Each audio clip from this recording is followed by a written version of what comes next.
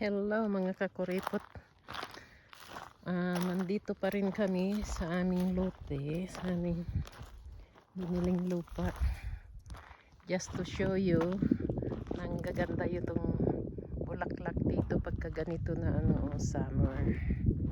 Yan, ang paligid nitong lupa. Daming bulaklak na dilaw. You see? Ito. I think sakop pa rin namin ito, pero kailangan ipa-survey siguro para alam namin kung saan. Dapat pala dito kami nagtanim ng kamote. Sa susunod next week magbalik kami, magtala pa rin ako ng itatanim. Pero ang ganda, tingnan nyo, daming bulaklak, kaya ang daming langaw kasi nga ayan yung pinaka-irrigation. Actually, itong irrigation pwedeng gawing, excuse me,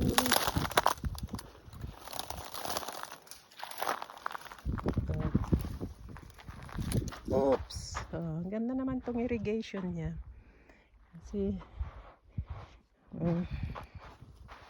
kita niyo, kakatuwa talaga itong mga bulaklak. See, God is so good. Great. Kahit walang masyadong tubig, pero may mga halaman na binuhay ng Panginoon na hindi masyadong kinakailangan ng tubig. Kaya itong mga bulaklak, di ba, napakagandang tignan. See, ang ganda, See, God is so powerful. See? Yan, saan na ako aakyat nito? Ay, saan na Sister Vicenta? Ay, naka. Ngayon ko kung sakop pa namin ito. Siguro dahil may doon, may bakod. Tingnan mo, napakaluwang itong daming bulaklak. Ang daming langaw. Ito yata ang inaano ng langaw. Napakaganda, no? Kasi puro dilaw. Ang ganda.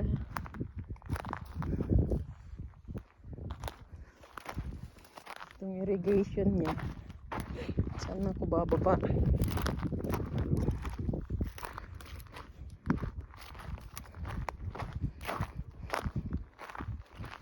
gawa tayo dito ng palaisdaan, no? itong parte na ito, kahit mga 100 square meter, gawa tayo ng palaisdaan. Sister Vicenta, tingnan ito, medyo maluwang-luwang, ito ang kahit yung mga 100 square meter na palaisdaan. Kasi maluwang siya ng konti, yung medyo malalim. Konti na lang yung ididig.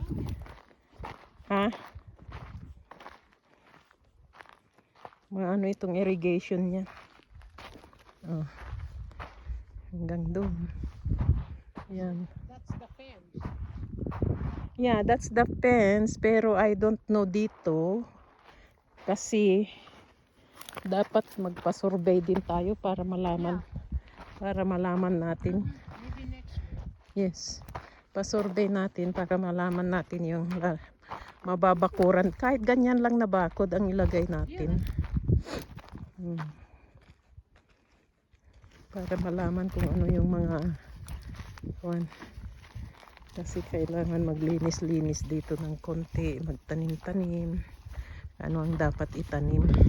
Pero nakakatuwa talaga yung mga bulaklak, tingnan mo, ang ganda. It's a grass. Yes. It is a grass, pero it's beautiful. Tumbleweed. That's a tumbleweed. Hydrangeas plant. Hydrangeas. Oo nga. Ang ganda, In bloom. Next week, maybe, magtanim kami ng prutas. Siguro, apple, Kung may mabili tayong persimmon, ng persimmon, magtanim ng persimmon. Guava. Guava. Yeah, guava. Avocado. Ayun, pwede rin yung avocado. Kasi mag-winter na. Mhm. Lamig na. Magmura na yung tinda sa nursery. Mag-sale daw. Pag ganyan na winter, mag-sale na daw yung dating 79.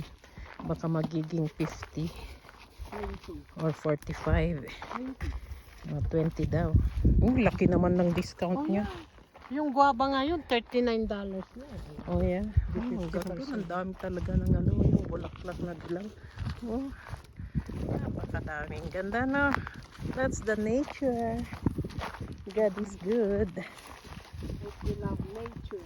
Ano kayang tinago? Kaya sa kapitbahay siguro yung lupa na nila dyan kasi may ano sila. Yeah. Nasaan na ba tayo? Oh. Ay. Nandito na yata tayo sa, oo nga, nandito tayo sa lupa ng isang ano. We have to go on the other side.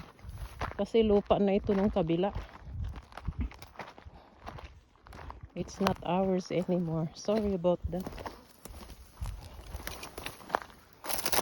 Iba na kasi yung dinaanan namin.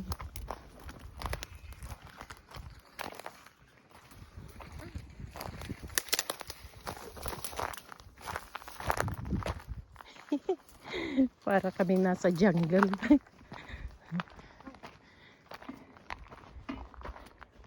Oh.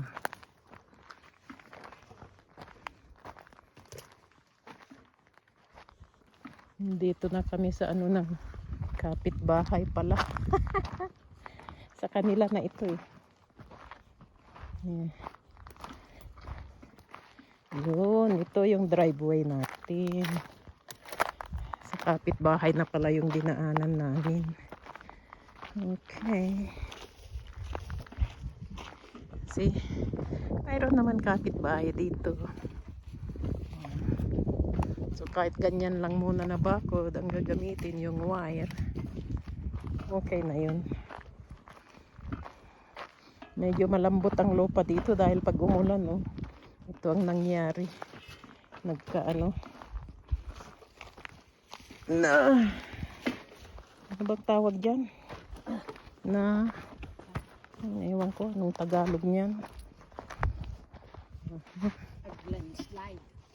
Oo nga, pero yung ibang tawag, nahukay, I don't know. Nagabot sa Ilocano. Nagkurot-kot. Ano? Pati Ilocano hindi alam. Okay, mga kukuripot. Thanks for watching. Please subscribe. Click the notification. And click like. Thank you. God bless. Bye.